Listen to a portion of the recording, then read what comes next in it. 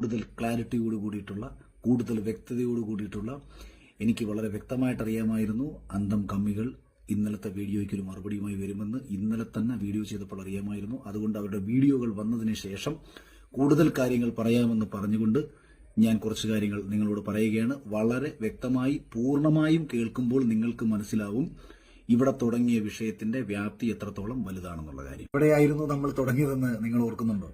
മുഖ്യമന്ത്രിയുടെ ദുരിതാശ്വാസ നിധിയിലേക്ക് വ്യക്തിപരമായി ഞാൻ സംഭാവന ചെയ്യില്ല എന്നും പകരം 3 വീടുകൾ വെച്ച് കൊടുക്കാമെന്ന് പറഞ്ഞുകൊണ്ട് ഞാൻ എഴുതിയ ഒരു പോസ്റ്റിനെ തുടർന്ന് ഉണ്ടായിട്ടുള്ള കോലാഹലങ്ങളാണ് ഇന്ന് ഇവിടെ കഴിഞ്ഞ ദിവസത്തെ KSFE ലാപ്ടോപ്പ് വിഷയവുമായി എത്തി നിൽക്കുന്നതെന്ന് ആലോചിക്കുക. അപ്പോൾ നമ്മൾ എവിടെയാണ് തുടങ്ങിയത്? മുഖ്യമന്ത്രിയുടെ ദുരിതാശ്വാസ നിധി വഴിവിട്ട രീതിയിൽ ചിലവഴിച്ചിട്ടുണ്ടോ ഇല്ലയോ എന്നതായിരുന്നു പ്രധാനപ്പെട്ട ചോദ്യം. ഇന്നലത്തെ എന്റെ വീഡിയോ വന്നതിന് ശേഷം ചില ന്യായീകരണങ്ങളുമായിട്ട് ഇറങ്ങിയിട്ടുള്ള ആൾക്കാരുടെ അടുത്ത് ആദ്യമേ ഞാൻ പറഞ്ഞുകൊള്ളട്ടെ, നിങ്ങൾ